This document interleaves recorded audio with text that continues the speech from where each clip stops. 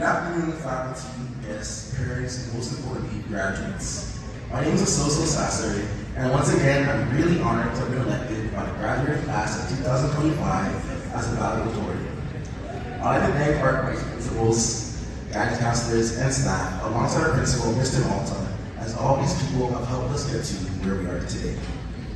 I remember the first day at Cardinal Rose back in grade 9, straight out of COVID and coming to quad masters. Everything was different. From having modern lunchtimes to being free and able to walk to AFC or getting a ride to McDonald's down Castle Oaks as VPs. This was the first time I've ever seen people in the same school have different lunchtimes. This new system of being free is where I thought this must be the good times of life. We were free. Free to come first, free to come last, free to succeed, and free to just pass. We are all given this freedom, the ability to discover who we are and how we find ourselves. This freedom gave us the high school experience that we all share.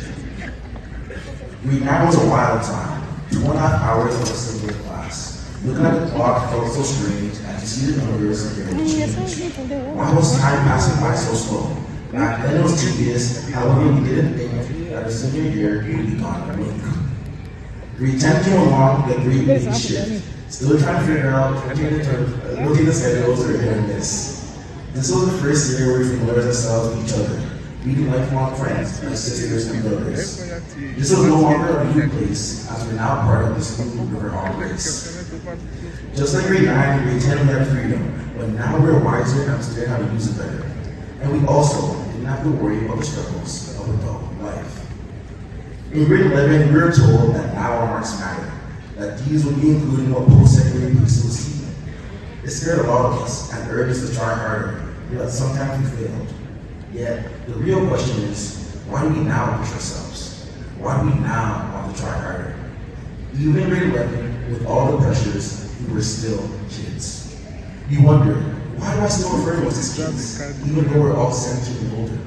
Well, the reason is deeply rooted not just in the name or in the nature of our school too, Cardinal Music Catholic Secondary School.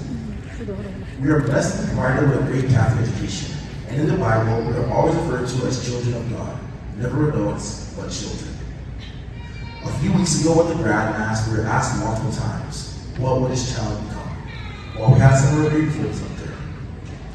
Over these past 4 years at CA, we have all had the freedom to choose, and that has led up to where we are today.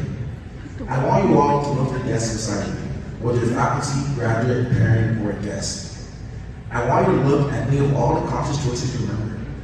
Choices we have the freedom to decide, and maybe where you would have been if you had just chosen a different route. All of you made a wonderful decision to choose Cardinal Music, whether you switched school boards or stayed in for appeal.